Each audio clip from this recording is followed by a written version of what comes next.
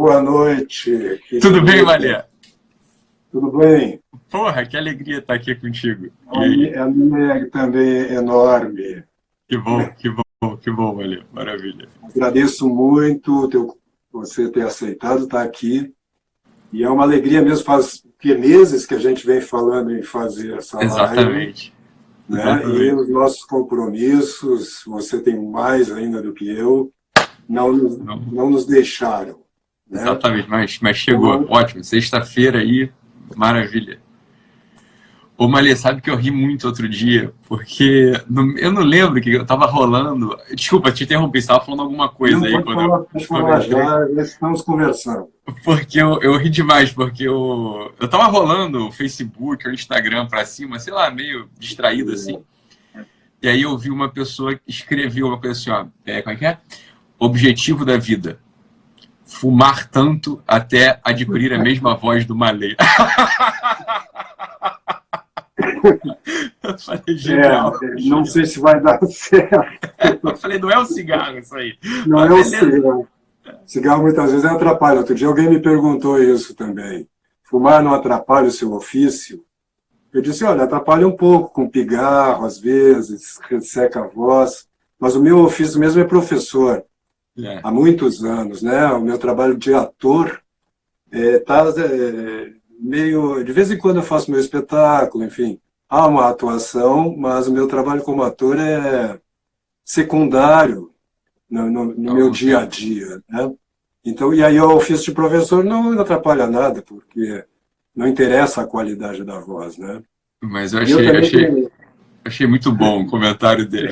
O objetivo da vida dele é ter tua voz, Malê. O objetivo da vida dele é esse. Ele achou que fumando ia resolver a coisa. Eu não sei, eu achei. É,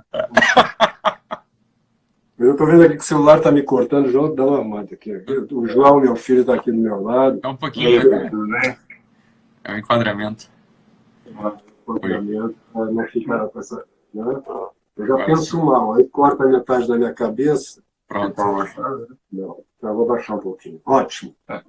Então vamos lá, eu tenho algumas perguntas preparadas para ti. Tá. Mas antes de tudo, eu queria falar uma coisa que já é, de uma certa forma, um tema, uma pergunta. Não é bem uma pergunta, mas é um tema. Eu estou, casualmente, o Leon Bloy dizia que o acaso é o nome moderno do Espírito Santo, né? Perfeito. E então a nossa conversa hoje vem num momento em que eu estou estudando o livro da Regine Pernod sobre Santa Hildegarda, Tá. e estou Tá. maravilhado com o trabalho dela, não só por causa desse aspecto visionário, mas o aspecto medicinal. Uhum. Né? Então, é uma pergunta que eu não tinha planejado, mas me ocorreu e também me ocorreu para a gente começar aqui sobre né, a intercessão de Santa Hildegarda. Sim. Quanto você já teve contato com esse aspecto do trabalho dela? Então, Malê, eu tava. Eu ia te perguntar, você tá maravilhado com a Santa Hildegarda e não com a Regina Pernod, né? Que consegue Sim, recolher sim, ali e dar uma. Santa Hildegarda. A Santa Santa Hildegarda Maria von Bingen é um negócio assim, é extraordinário.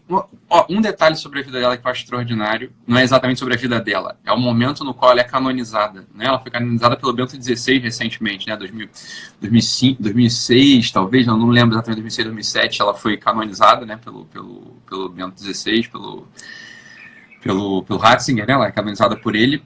E o que me parece muito salutar para o nosso tempo, no qual a medicina ou as intervenções elas são absolutamente materialistas. Né? Então, assim, ele canoniza uma.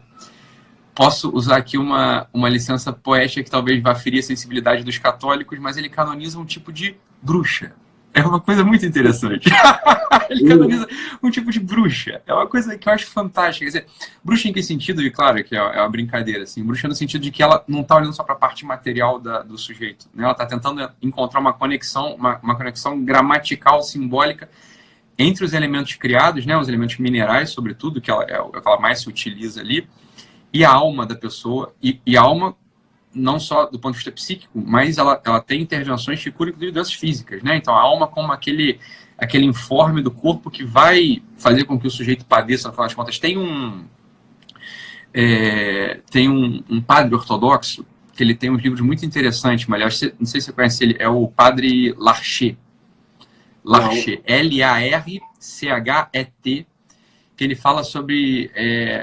ele faz toda uma correlação entre as doenças espirituais e as doenças físicas. É uma coisa interessante. Os estudos dele são muito interessantes, não são definitivos, é claro, esse tema não tem última palavra sobre ele, mas é um aprofundamento muito interessante entre a conexão das perturbações espirituais, a saber, assim, dos 7 vícios capitais mesmo, e as manifestações físicas e psíquicas também. Então, ele reposiciona, de algum modo, a linguagem médica, né? Como quem diz assim, olha, beleza, a gente estuda fisiologia, a gente estuda bioquímica, a gente estuda todas essas coisas, mas isso é só uma pequena fração da explicação do porquê que a gente padece, ou das causas de padecimento corporal e psíquico. A doutora, né, porque ela é doutora da igreja, né, a doutora Hildegarda, né, a bruxa santa Hildegarda von Bingen, e isso é só para aterrorizar os purinhos, né, da vida, ela, com uma perícia prática e com a visão mística que os santos têm, ela de algum modo me parece... Maria, talvez eu esteja sendo muito poético, tá? Olhando para a vida dela assim. Mas parece que ela consegue olhar para uma certa gramática da natureza como quem diz assim, olha, eu sou uma pedra, eu sou uma ametista, eu sou um quartzo, eu sou, sei lá, uma composição ácido-base. Como se ela olhasse para esses elementos da natureza e conseguisse pegar o verbo mesmo deles ali. E como se esse verbo ele pedisse para se completar num sujeito ou num objeto, ou se completar num outro verbo, que é o verbo do homem que sofre, do homem que padece, do homem que é abalado pela substância confusa mental, pela substância física, corporal. Então é como se ela conseguisse fazer a conexão entre essas duas coisas, e é claro que as intervenções curativas da doutora Maria Hildegarda von Bingen, né, da santa bruxa Maria Hildegarda von Bingen, elas vão muito para além da gramática habitual que o médico contemporâneo consegue enxergar. Alguns alquimistas conseguiam fazer isso, né? Alguns alquimistas eles tinham algo disso, e parece que foi perdido na tradição ocidental a visão do hermetismo. E quando a gente fala isso, parece que a gente está para ser excomungado quando fala um negócio desse. Mas olha, já são os perennialistas. Exato, aí sobra os perennialistas do lado de lá e do lado de cá. Olha, o que sobraria para a gente? Sobraria o hermetismo. Assim, o hermetismo ele tem uma conexão muito a doutrina filosófica e prática do hermetismo tem uma conexão muito grande com o cristianismo mesmo. E me parece que era nessa tradição que a doutora Hildegarda von Bingen estava. Assim, os escritos dela, e eu li eles eu não li no original, eu li no espanhol. Tem umas traduções de espanhol, Malê, que eu nunca tive um livro dela na mão porque eu não tinha grana para comprar, mas no underground da internet a gente acha os PDFs. Então, eu li esse livro dela em PDF de uma tradução do espanhol e infelizmente, eu não consegui me debruçar o tanto quanto eu gostaria. Né? Eu gostaria de praticar, tentar praticar de algum modo, mas é uma tradição que eu não consigo encontrar o fio da meada ainda, sabe? Mas só a leitura já é muito... né?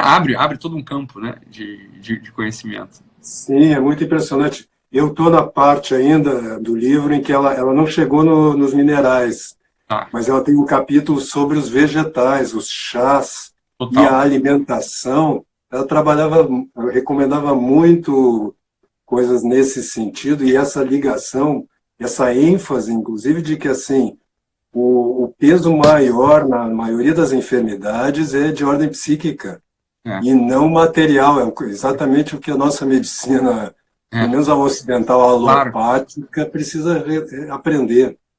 Total. Né? E esses estudos do padre Larcher, eles são, assim, você lê um negócio daqui, ele fala, é verdade, é isso aí, tá tudo isso aí mesmo. Eu já sabia, mas não consegui explicar como ele explicou. É isso aí mesmo. A gente sabe disso, né? A gente tá com mal-estar, tá com coisa na cabeça, a gente começa a ter sintoma. Isso é, por experiência própria, de algum modo confuso, sem conseguir encontrar os nomes corretos, a gente sabe disso, né? E não só as coisas da cabeça, mas desordens que não estão na cabeça, né? A gente tem maneira também de falar cabeça já de um ponto de vista materialista, já, né? Como se fosse neurotransmissor, não é isso? Eles são desordens espirituais mesmo, assim, a coisa está fora de ordem, né? Está fora de ordem espiritualmente falando. Tá, assim, você tem algum dos vícios capitais dominando a tua vida, você certamente vai ter manifestação física, né? Sim, então... Sim. Ok.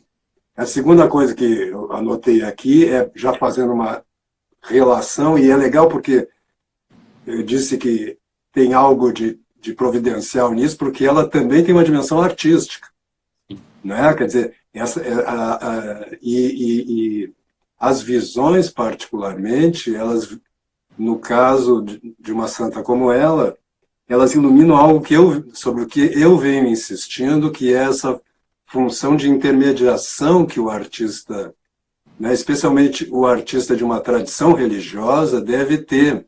Hoje a gente sofre muito com as pessoas, às vezes, que fazem arte religiosa, né, na liturgia. Eu sofro muito, às vezes, porque as pessoas, em vez de,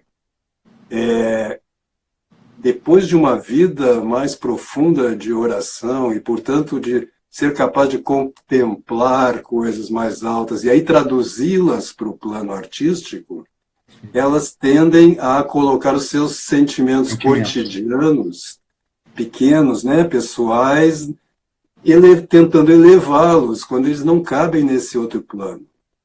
Então, pegando esse gancho, eu gostaria que você falasse sobre como é que a relação entre arte e processos terapêuticos, ou mesmo pela saúde da alma, sem a gente pensar em terapia no sentido mais próprio da palavra, no sentido amplo, né? Como é que e você trabalha com isto, se isto tem vamos dizer, um lugar na tua prática. Não sei se eu fui claro.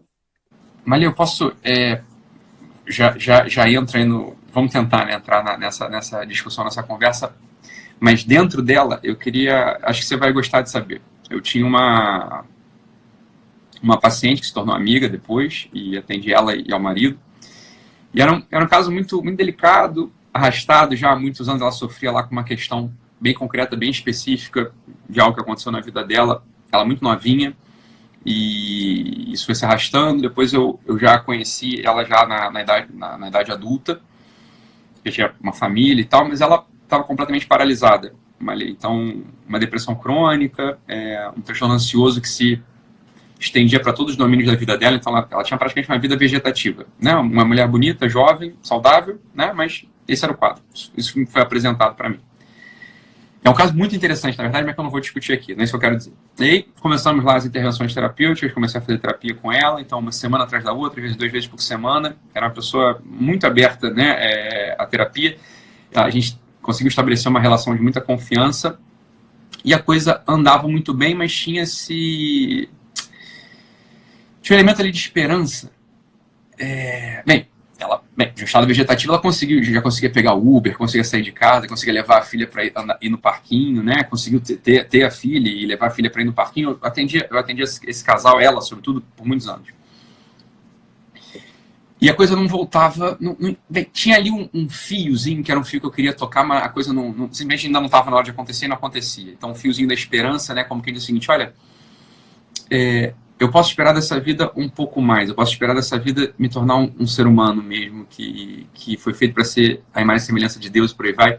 Isso não tinha voltado para ela ainda, e aí um dia a gente ficou um tempo sem viagem minha, acho que eu fui para um retiro, eu fui para um convívio, ou algum congresso, eu já não lembro. A gente ficou assim umas 2, 3 semanas sem conseguir ter o atendimento, esse atendimento semanalmente, 2 vezes por semana. E depois, na retomada dos atendimentos, ela falou assim: Ítalo, foi muito ruim ficar esse tempo sem você, mas eu descobri uma coisa aqui no YouTube. E realmente, nessa consulta, ela estava com um olhar muito diferente, Malê. Ela estava com um olhar assim, bastante diferente mesmo. Assim, um brilho no olho dela tinha voltado de algum modo. Assim. Ela falou assim: eu descobri um negócio no YouTube aqui e tô ouvindo essas narrações da vida da Catarina de Emerick. Sim. Né? Não foi? E a pena que eu tenho é que eu já estou terminando. Eu queria que isso não acabasse. Eu queria que o Malê tivesse narrado 2 vezes de modo diferente isso aqui. Os capítulos. Você gravou os capítulos, né, da Catarina de Emerick, não foi? Gravei. Na quaresma passada. Da quaresma passada, Foi na quaresma passada ou na retrasada, hein, Malê? Foi na retrasada, hein? Acho que tem mais tempo. Esse tem mais tempo, E ela tinha descoberto as tuas gravações, logo que você lançou, ela não te conhecia, caiu lá e ela falou o seguinte: eu tentei ler o livro, né? Você tirou isso do livro, né? Eu tentei ler o livro, né, das visões dela, e não era o mesmo, não tinha o mesmo efeito. Eu precisava da voz do Malê para aquilo gerar um efeito. Maravilha. Tá? Eu nunca te falei isso, mas por negligência, por sei lá, a gente nunca falei. Eu já tinha que ter te mandado a mensagem imediatamente, mas pô, a vida vai acontecer, então já tem uns 3 anos, eu nunca te falei, queria te falar isso. O efeito daquela... Como é que você gravou aquilo, Malê? Deixa eu inverter a pergunta aqui, deixa... Desculpa, né? Era para ser o contrário. Não. Mas porque é um efeito que para mim não é extraordinário, é um efeito esperado para mim. Né? Eu não acho que você gravou aquilo por nenhum outro motivo, mas eu queria ouvir de você, assim, né? Como aquilo foi feito? Na verdade, eu gravei como eu gravo os poemas também, como eu gravo essas meditações diárias. Né? Não há, vamos dizer, como eu tenho dito sempre, quando falo sobre récitas, você também aí é um intermediário do próprio texto, de maneira que, em vez de tentar interpretar o texto, como que injetar emoção na voz, ao contrário, você tenta, vamos dizer, traduzir a estrutura formal do texto. É bem verdade que ali nós temos uma tradução, então não tem uma qualidade, vamos dizer, poética formal suficiente. Mas, em compensação, tem as imagens. E ali sim as imagens são muito fortes, né? São muito fortes. E as expressões que ela usa, né? E então eu gravei aqui nesta mesa aqui, que é onde eu sempre faço minhas gravações, eu uso um microfone semiprofissional, né, e eu tenho esse livro, uma edição antiga de 1940, e foi, na quaresma eu sempre pego algum tema. Esse ano eu estou gravando sermões de São Leão Magno sobre a quaresma. E lá eu pego sempre uma coisa só. Então, eu fui dividindo os capítulos da Paixão de acordo com os 40 e poucos dias da quaresma. E depois ainda gravei alguns sobre a ressurreição para completar o quadro, né? Então, assim, é quase que assim, é um trabalho de você deixar que o texto flua através de você e chegue no ouvinte, sem que a sua personalidade individual interfira. Sem você projetar sua personalidade individual no que o próprio texto está querendo comunicar. E sem carregar, porque as pessoas, especialmente atores, quando vão ler, isso, eles tendem a mostrar a forma da voz. Então, é completamente diferente quando você diz qualquer coisa, transforma-se o amador na coisa amada, né, para dizer o que o texto está dizendo, e outro para mostrar a forma da voz, transforma-se o amador na coisa amada, onde o ouvinte ouve, a sua voz fica na frente do conteúdo e do conteúdo no sentido mesmo no sentido das palavras. Né? Mas, uma pergunta, desculpa, eu inverti aqui a coisa, você me desculpa, mas acho que é mais, enfim, que olha só, pessoal, a audiência aí, né, a gente entrou, pessoal que não conhece o Malê, é uma tragédia, tem que conhecer. Então, esse é o primeiro adendo que eu preciso fazer. O pessoal que entrou agora e não sabe com quem eu estou falando. Tinha que saber, agora já sabe.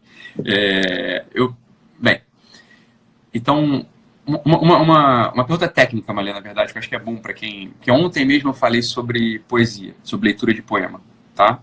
Mas não falei extensamente porque não era assunto, né? A gente... Falei... Eu não sei se foi ontem ou foi anteontem. Eu estou gravando live todo dia, então já me perdi. Não sei nem com quem que eu falei isso. Mas uma pergunta, quando você, por exemplo, né, especialmente nas visões da Catarina de Emerick, né, Catarina Emerick, você faz uma leitura total do texto antes e depois você recita, ou você é capaz de, já lendo o texto, recitá-lo sem nunca tê-lo lido antes? Você entende a pergunta? Entendo. Não, eu sou capaz de fazer isso. Mas isso aí exige já uma certa tarimba, um certo... o ideal é ler antes. O ideal é ler antes. Eu também tenho a vantagem, como eu estou gravando um áudio, e quando eu tropeço ou digo uma frase e digo, não era assim, eu digo de novo e depois corto. Às vezes você ouve e fala, não era assim. Não, às vezes eu digo e já na hora eu percebo não é assim que não tinha era que ter saído. Eu noto uma diferença muito grande entre as tuas recitações, Malê, e, por exemplo, as recitações do João Maria Vilaret, né, um recitador português que... Sim. Ele é um ator recitando, me parece, né? Então, tem uma recitação de um poema do Fernando de Lima, Jorge de Lima, O Nega Fulô, que aquilo ali é uma... Você tem vontade de rir, né? É engraçadíssimo. O poema é muito engraçado também. Ó, fulô, fulô! Neguinho fulô! Sim, Ele faz sim. aquilo ele faz umas pirotecnias ali. E a verdade é que eu não consigo te imaginar recitando o Nega Fulô, por exemplo, como o João Vilara te recita, mas consigo entender a graça, entender a projeção da personalidade dele como algo... Assim, ficou legal. Ficou interessante. Sim, Agora, não sim. sei se é só aí. Você entende o que eu estou perguntando? Assim, existe uma Entendo. diferença entre o tipo de recitação ou declamação, sei lá, cênica e o que você faz, ou é só uma impressão equivocada minha? Não, não, você está perfeitamente correto. Eu falo, existem dois níveis de interpretação. Tá? Existe um nível zero, vamos dizer assim, que é o que eu costumo usar, que é esse que a gente falava. Quer dizer, a ideia é não fazer a arte do ponto de vista vocal, Tá. não é?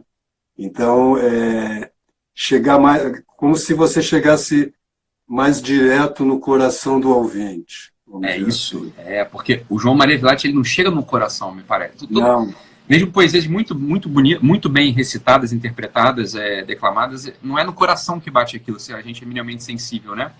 Bate no outro é, lugar. Eu não saberia dizer aonde, mas bate no outro lugar. Lugar de entretenimento, eu não sei, de perfeição, sei lá, estética, por assim dizer, no sentido mais superficial do termo, mas não é no coração que bate, né? você tem razão. Talvez bata na superfície do coração, porque É, ele é um grande, ele faz muito bem isto.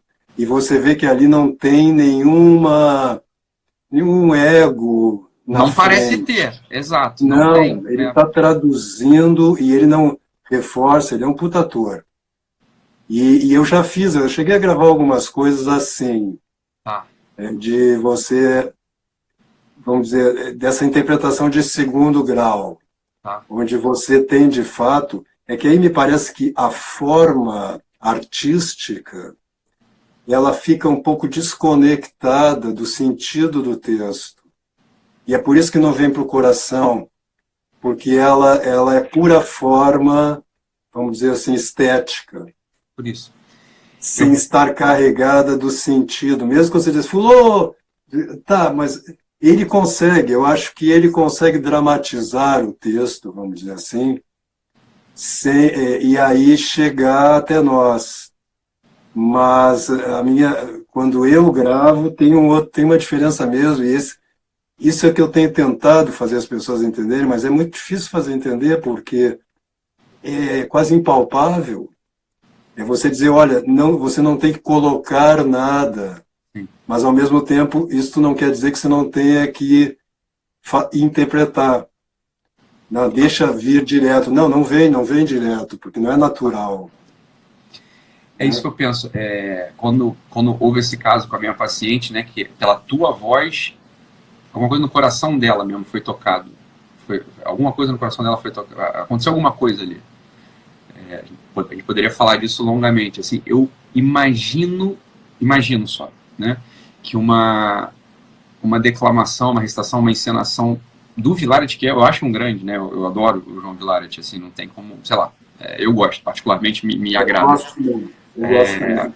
Mas imagino que ele não se presta a isso, o que ele está fazendo. Né? Não se presta a isso. Assim, me parece que não se presta a tocar ali numa corda, num nervo do coração específico. É. Né? É uma impressão que eu tenho, pelo menos. São como se fossem dois ofícios diferentes, me parece. Apesar de... É quase como você usou a expressão, diversão. Quase, não chega a ser. Seria uma diversão, vamos dizer assim, sofisticada, ou que tem algo de verdadeiro existencialmente. Mas é como se fosse uma pausa na vida. Tá, Tá entendendo? isso. E para É mim isso. não tem pausa na vida. Tá, isso, me parece. Para mim aquilo ali não é um ofício no sentido assim, sabe? Eu paro a minha vida para fazer este ofício. Não, né? Não, é tudo a mesma coisa. É tudo a mesma coisa. Então, e aí eu acho que entra um outro elemento que também é impalpável, mas que no trabalho do ator, mas na verdade de qualquer artista, é que no ator isso é mais forte, porque a nossa matéria é o nosso próprio corpo. São as ações corporais. Então, cada ação que você faz, ela está como que carregada da tua história. Está impressa, não é impressa, ela faz parte do teu corpo. Então, um ator maduro, você pega atores já anciãos, basta ele entrar em cena, ele não precisa fazer nada. Não precisa fazer nada. A não ser permitir, vamos dizer assim, amplificar, né, sua presença corporal, vamos dizer assim. Tem impressão, tá? Mas uma pergunta... Eu inverti a live, né? Você me desculpa.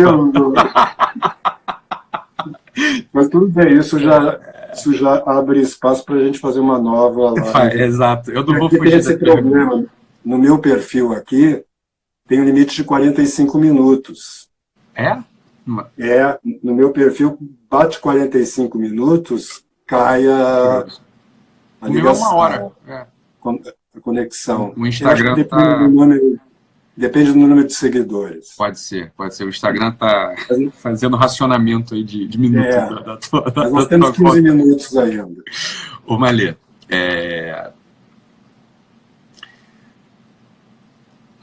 eu estava conversando com o Matheus Basso semana passada, essa semana, já não lembro, né? E a gente falou um pouco sobre o assunto da arte e da terapia, né? A arte como cura animarum, assim, como cura da alma, de algum modo. Né? Eu não cheguei a usar esse termo lá, mas estou usando aqui. Por um lado, a gente falou das artes, a gente está falando das artes plásticas, né? Da escultura, da apreciação do belo como um princípio de ordem, tá? E não entrei com ele num outro território da arte, que é propriamente a arte do ator, né? O sujeito que lê um texto, busca... Aí, essa é a pergunta. Eu estou te fazendo uma pergunta, na verdade, tá, Malê? Então, não estou afirmando nada, estou fazendo uma pergunta. O sujeito que lê um texto e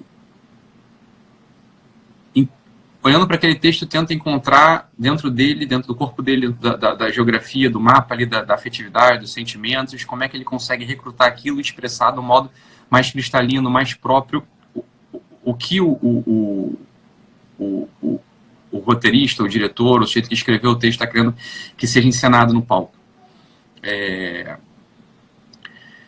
O que você tem a dizer do Stanislavski, Malê? Você é um sujeito que gosta, que não gosta dele, como é que é essa história aí? Não,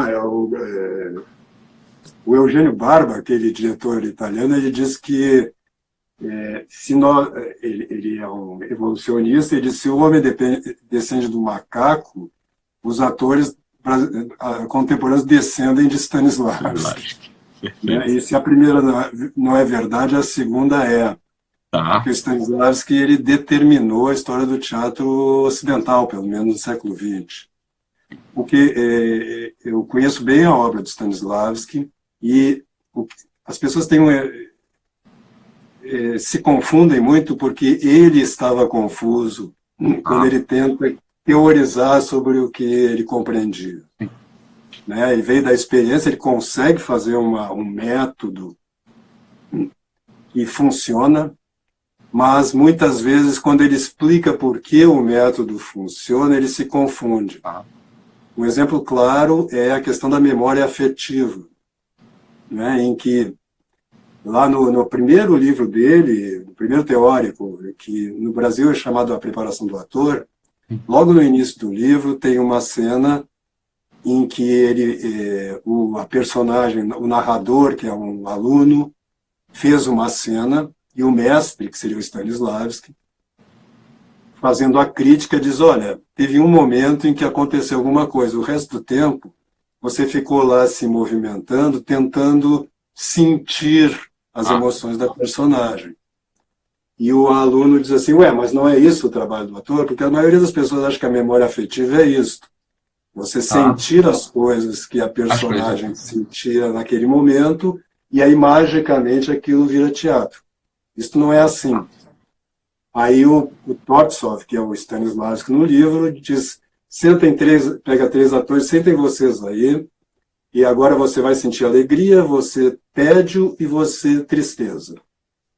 Tá. E a personagem diz, ali eu percebi o absurdo da nossa tentativa né? Como é que eu, parado aqui, decido que vou sentir alguma coisa? E aí ele diz uma coisa que denota ali a mestria do Stanislavski. Mas quando eu estava em cena, parecia possível. Sim. Isso parecia possível realizar isso. Então, o que acontece é que as pessoas, em geral, se você diz isso para as pessoas, como eu de vez em quando gravo aí, quando eu falo sobre o trabalho do ator, e insisto nisso, o ator não trabalha com as suas emoções, não dá para fazer isso.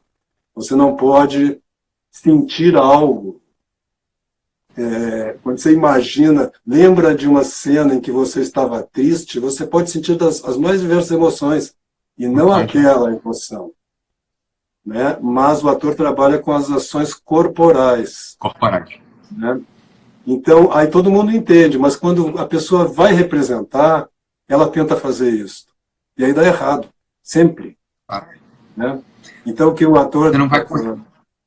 O que a gente pode fazer é colocar o nosso organismo, especialmente muscular, na mesma condição, a gente poderia dizer, na mesma tonicidade, no mesmo estado que ele se encontra quando você sente tristeza.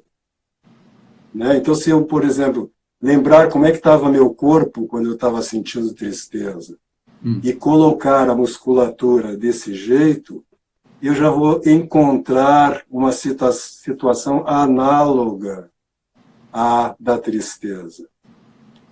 Isto aí é uma chave de toque, porque se a gente entendesse isso, a gente conseguiria nos livrarmos de determinadas emoções que nos incomodam simplesmente com uma mudança física.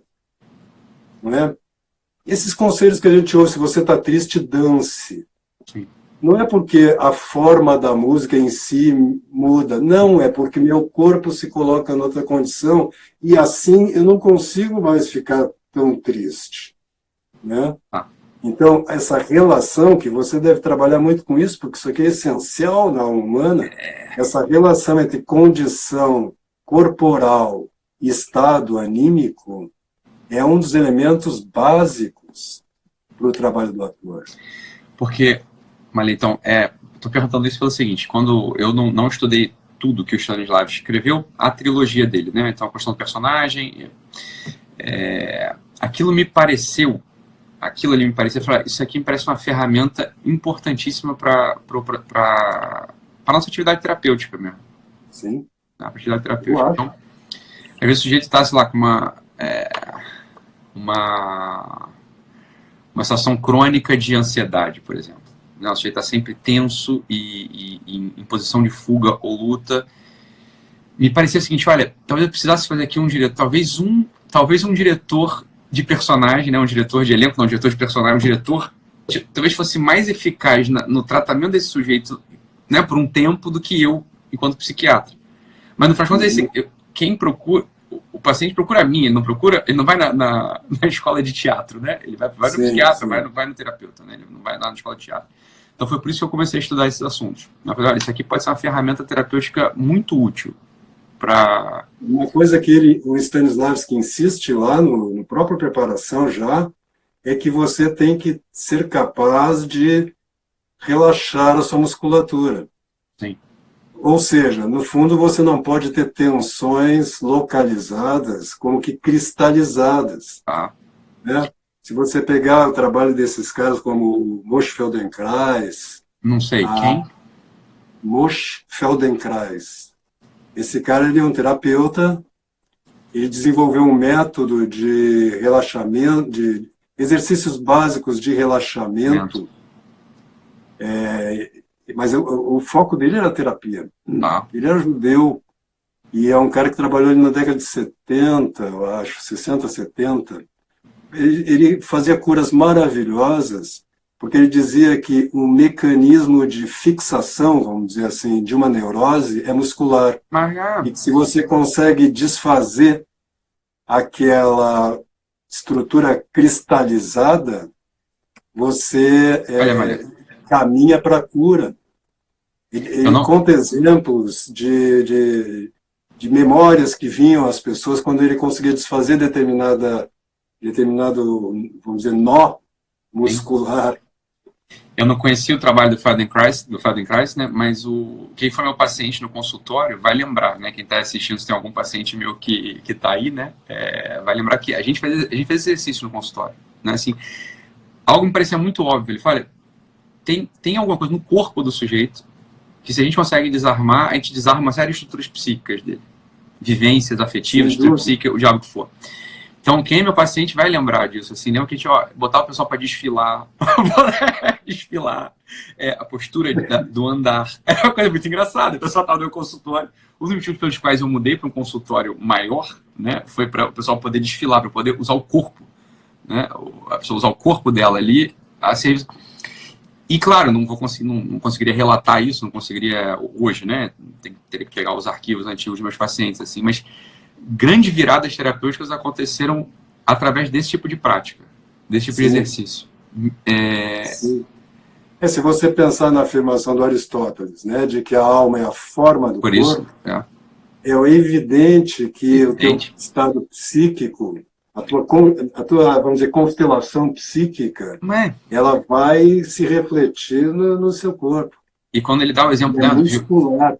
É claro, quando assim, muitos metafísicos acabam dando o exemplo do violino, né? O que seria a alma do violino? Seria a música que o violino toca, né? Então, assim, a alma do corpo. Assim, só que um violino com uma corda mais tensionada ou menos tensionada, ele vai tocar uma música diferente, mais própria ou menos própria, né? E essa é possível da afinação do instrumento.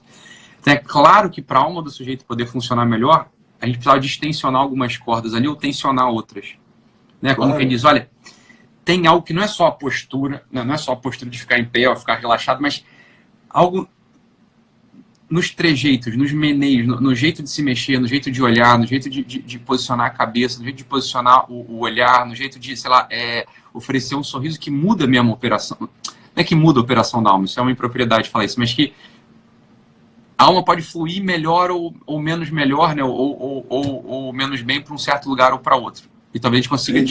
Né? Sem dúvida. Eu não diria que a alma do violino é a música. Acho que a alma do violino mesmo é a sua estrutura corporal, a forma corporal dele. A coisa. E a música seria uma expressão. Dessa alma. Por isso. A música teria sua alma própria, sua forma própria, como que se encarna. O violino seria uma espécie de médium. Mediador, exato, né? O mediador mediador, é o ator. Claro. Né? Então, a qualidade da sua alma vai determinar a qualidade mesmo da sua expressão. Perfeito. É isso que as pessoas têm muita dificuldade de entender hoje em dia, quando elas querem aprender a dizer poesia, por exemplo, elas acham que trata-se de exercícios vocais e mesmo de dicção, etc., e não percebe que, assim, escuta, se você como pessoa é uma pessoa superficial, a sua leitura vai ser superficial. Não tem jeito. Vai ser superficial. A expressão, os nossos atores não sei qual é a tua visão sobre isso, né? Mas, assim, os nossos atores nacionais, né, de televisão, os que são famosos, eu acho eles péssimos, Malê. Assim, eu não consigo... Eu fazia um exercício quando era mais novo, que era tirar o volume da televisão e vê-los. Não ouvi-los, só queria vê-los. Eu não conseguia aprender nada do que estava acontecendo. Sim. Se eu fizesse o mesmo exercício com grandes atores, né, do teatro ou do cinema, e diminuísse o volume e só visse o que eles estão fazendo, não era a mesma superficialidade, mesmo sem o som, mesmo sem a expressão vocal, mesmo sem eu saber o que eles estão falando, o que eles estão representando. Algo ali você pega, porque talvez ele tenha uma presença biográfica, uma presença de personalidade. Você acha que pode-se dizer isso, mano? Acho que sim.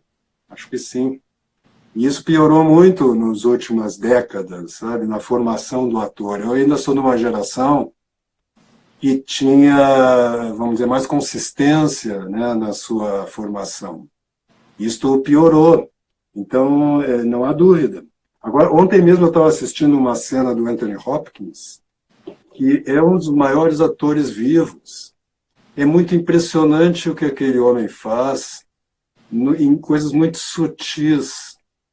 E isto não se improvisa, isto exige assim, muitos anos de dedicação, mas não a arte, aquele negócio, de novo Stanislavski, ele não separava arte e vida. Vida, né? Não é que a arte seja assim, ela é como uma transubstanciação da vida. Né? Quer dizer, é uma expressão minha agora, mas tem algo aí que é a tua própria vida, que é como que sintetizada num outro patamar formal. E se você tiver só essa forma exterior aqui, aquilo é como um cadáver, aquilo é como um robô que imita o ser humano, mas não no sentido aristotélico. Você lembra qual foi a cena, Malik, que você está falando do Anthony Hopkins? Sim, a cena final dessa. Ele fez uma versão, a BBC fez uma versão do Rei Lear, atualizada, passa-se que não é muito bom, o filme não é muito bom, mas o Anthony Hopkins ele salva. Tudo que ele fez, ele salva qualquer coisa. Super-Homem, o que vier, chega o Anthony Hopkins. Então a cena final em que ele já está com a Cordélia morta, né, nas últimas falas, é assim de arrepiar, né? E você tem, isso não depende também, porque aí as pessoas acham que é só uma questão de o cara ser moralmente bom. E não é, ele tem que ser só moralmente só. Tem que ser honesto, sincero. Sincero, mas isso... Pega o Marlon Brando, por exemplo, que era um cara complicadíssimo, mas ele não tentava dizer que não era daquele jeito. Eu entendo, sincero, né? Sobretudo, né? E aí, pronto, está carregado e já funciona. É a virtude do Claro autor. Que quanto mais sábio ele for, mais alto ele vai chegar, não há dúvida. Claro, mano. Eu estava vendo esses dias, eu estava reassistindo algumas óperas e estava vendo a cena final do Pagliacci, né, do palhaço Ridi Pagliacci, e estava comparando duas atuações, a do Luciano, do Pavarotti, e a do Mário Del Mônaco. Não sei se você conhece a do Mário Del Mônaco, de 64, 65 talvez. Acho que não. Ali eu vi assim, olha, o Pavarotti, né? Então assim, aquela expressão vocal fenomenal, perfeita, etc. E o Mário Del Mônaco, bem, um puta tenor também, mas uma me parecia uma coisa sincera. Eu falei assim, esse cara sabe o que ele tá fazendo. Você não tem como descolar da coisa, né? Quer dizer, tecnicamente falando, a encenação bem, a ópera, né? A encenação do Pavarotti mais poderosa, mais pujante, talvez um domínio vocal até superior. Mas tinha uma verdade na coisa do Mário Del Mônaco que não dava... Quem assiste... Até um exercício o pessoal vê aí. Compara as duas e vê se é uma percepção só minha, né? Só uma percepção só minha, assim. A cena final, Ridi Pagliacci e a encenação do Mário Del Mônaco e a encenação do Pavarotti. Sem dúvida, do Pavarotti tem uma perfeição vocal ali que não estou discutindo. Mas o Mário Del Mônaco é um negócio que é... Talvez por isso, não fosse um homem sincero. Mas eu estou dizendo isso pelo quê? Moralmente ele é um sujeito muitíssimo complicado, o Mário Del Mônaco, assim. Moralmente a vida do cara é o avesso, né? Mas as entrevistas que eu vi, que eu assisti um pouco da biografia dele, as entrevistas dele, o sujeito assim, me parecia muito sincero no que estava fazendo. Muito sincero. Que tipo de sinceridade é essa, Malê, que a gente poderia dizer assim? Porque não é a sinceridade da verdade do sujeito que quer ser um sujeito só moral. É uma outra coisa, né? Me parece. Eu acho que, fundamentalmente, aí não é só uma sinceridade, mas o foco da ação. Qual é o objetivo do que ele está fazendo? Se ele está fazendo aquilo por generosidade, ou seja, que se o que ele está cantando é para que o seu público se compreenda melhor a sua própria vida, ou se é para o seu público admirar a sua arte. Você entendeu? Então, um está colocando a forma da arte na frente, o outro está usando essa forma como uma espécie de presente. Uma vez eu disse isso, que o ator é um presente que se dá. Né? Então eu acho que, não tendo visto essa segunda interpretação, mas conhecendo as do Pavarotti, vejo isso no Pavarotti. Tem algo de egóico ali, tem algo assim, olha o que eu sei fazer. É porque é bom mesmo. É claro que eu imagino na cabeça do Pavarotti. Olha o que eu sei fazer. Claro. Né? Mas isso não muda a minha vida. Não, é isso que eu estou dizendo. Está entendendo? A coisa isso tem tudo a ver com o que a gente falava antes dos dois tipos de ator ali. Sim. Não é isso? A generosidade é mais importante do que tudo em arte. Tá. É isso que eu ia perguntar agora. Esse jargão que a gente ouve, assim, você foi muito generoso no palco, isso não é um jargão vazio. Isso é uma coisa que me parece que é o centro mesmo da coisa, né? É uma generosidade mesmo. Uma generosidade mesmo. Nós estamos chegando no nosso tempo, daqui a pouco vai terminar. O João disse que já passou, então talvez tenha mudado. Acho que é 1 hora, então, porque ancorou aqui no... Eu tinha que servir para alguma coisa, né, Billy? Eu tinha que servir para alguma coisa, né? Então, assim, eu tinha que servir. Que dá 15 minutinhos. Já subiu aqui.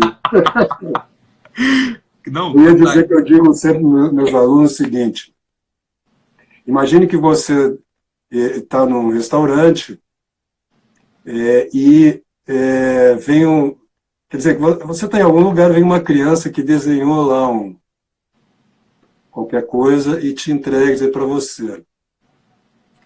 E que o Picasso, né, um dia estava no restaurante, desenhou um negócio num guardanapo, botou na mesa, disse, posso pegar? Disse, pode pegar. Né? Qual é aquela que você guarda com carinho? É o da criança. A outra você vende. Você vende, claro. Você vai, tem um valor de mercado. É óbvio. Mas não tem um valor existencial. Então é claro que se o Picasso te der por amor ainda, claro que é muito melhor. Né? Mas o fator generosidade, o artista que faz uma obra de arte com a intenção de ser louvado, ser admirado, é um pobre coitado. Né? Que pode estar muito bem no mercado, vamos dizer assim, e pode ser até muito hábil. Mas as tuas habilidades, isso vale para qualquer ofício, né? É como um médico, né? Um médico que te atende para os seus próprios interesses, porque está precisando, né, pelo seu dinheiro, pela sua fama, e o outro que te atende cobrando o mesmo valor, mas por generosidade, faz uma diferença enorme. O efeito é todo... Isso não só no teatro, né, Maria, mas nas artes plásticas como um todo, a gente consegue notar, na arquitetura, né, a gente consegue notar um declínio, que talvez seja uma das explicações do declínio do espírito contemporâneo, né, para um lugar de superficialidade, de perda do centro, né, de falta de sentido, no final das contas. Quando a gente olha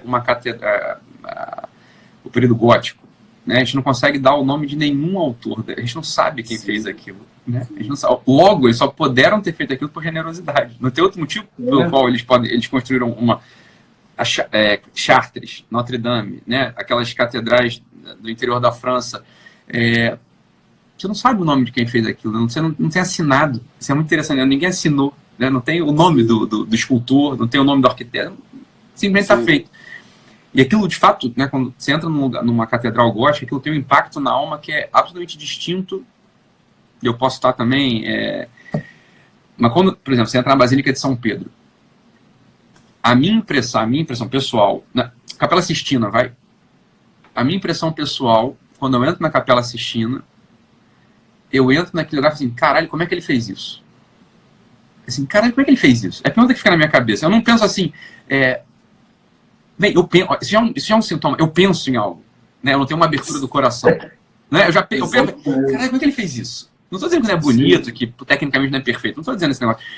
Mas aquilo tem um efeito que é um efeito da contemplação do Michelangelo, né? Da contemplação do ego, talvez, ou da perícia do sujeito, né? Do virtuosismo dele, mas não é o teu coração. Aquilo não fala diretamente no teu coração. Você não tem uma abertura. Você sai do centro, você vai para a superfície, me parece. Isso para falar do Renascimento, que ainda, bem, comparado com o que se faz hoje, ainda é muito superior. Mas já no Renascimento já tem uma superficialidade brutal ali. Né? Você entra na Basílica de São Pedro, é bonito, aquilo aponta para um certo lugar, mas não sem passar antes pela contemplação do artista plástico. Né? Você está mais interessado no Michelangelo, no Bernini, do que talvez para que a coisa aponte. Tanto que você pensa, Você fala, caralho, como é que ele fez isso? Exatamente. É perfeito, eu costumo dizer isso para os meus alunos. Quando você entra na Capela Sistina, você pensa em Deus ou no Michelangelo? Você pensa no Michelangelo, é óbvio. No Michelangelo, não há dúvida. Não há Tem jeito. dúvida. Não há dúvida. Você pensa no Foi Michelangelo. feito para isso. Foi feito para isso. Aquilo ali está deslocado, aquilo ali não é um tipo de arte que sirva. Aquilo não é arte litúrgica. Não é arte litúrgica. Não pode ser arte litúrgica. E aí o efeito que aquilo poderia ter sobre o meu coração, vamos dizer assim, sobre a minha existência, se perde porque está no lugar errado. Total. Se aquilo ali fosse um painel, talvez, na cidade, em que eu passe, aquilo ali me lembraria de Deus. Tá bom. Mas não, porque está dentro do templo. Está dentro do templo. E o templo rejeita tudo aquilo que não seja conforme a sua estrutura. É que nem essas musiquinhas que a gente ouve hoje em dia na liturgia, que diz isso aqui está fora. Isto aqui os anjos e Deus nem ouvem. Não podem ouvir. Porque não tem como. E não é assim, que preconceito. Não é preconceito. Porque vem de um lugar perecível, né? Vem de uma sensibilidade vazia, no final das contas, do compositor, de quem está executando aquilo, né? É perecível porque vem do lugar perecível, é claro, né? Assim, não tem muito... Exato. Tem lugar numa festa de paróquia, tem lugar numa reunião entre amigos. Uma dança de salão, assim, vai ter um lugar. No lugar certo. Claro, se você for cantar um canto gregoriano na hora do almoço, a não ser que você esteja num mosteiro, não vai funcionar. Não vai funcionar. Está errado, né? Não é para isso, né? Claro que sim. Conceito quer dizer captar a forma, né? Então não é um preconceito, é um conceito que você capta ali e você diz, isto aqui não está harmônico com a estrutura do lugar. E uma expressão que você usou agora, assim, o templo rejeita, né? O templo rejeita aquilo. E eu acho que não sem sentido a gente poderia dizer o seguinte, e aí o fiel rejeita o templo. Claro. Né? E é claro que as crises que aparecem, uma grande parte delas a gente pode atribuir a isso aí, né? Quer dizer, uma rejeição do fiel ao templo, porque é óbvio, quer dizer, o templo rejeita aquilo e o fiel rejeita o templo. Sim. E aí o fiel volta para um mundo de dispersão, um mundo sem centro, um mundo no qual fica mais difícil mesmo encontrar arte, porque é óbvio, né? O sujeito ele perde o centro. Eu vejo isso muito forte, vivo isso no meu... Aliás, atualmente eu estou vivendo uma vida mais solitária, mas enfim, durante muitos anos estive muito presente em festivais de teatro, né, no meio teatral e artístico, e sempre me doeu isto muito, porque para mim é muito claro, a maioria, uma boa parte dos artistas não se converte, porque a qualidade da arte produzida pela Igreja Católica Romana hoje é muito ruim. Então o cara não consegue, ele tem uma barreira ali. E não adianta ficar botando o dedo na cara do fulano, porque isso. Ele é desordenado moralmente, o que é verdade muitas vezes, mas então, se há essa desordem, você tem que ir pela ordem, e não por uma desordem de sentido contrário, vamos dizer assim. E que não é muito primária, é muito esquemático, é muito superficial. O que fizeram também com os próprios templos depois do concílio, não querendo botar a culpa no concílio, não é?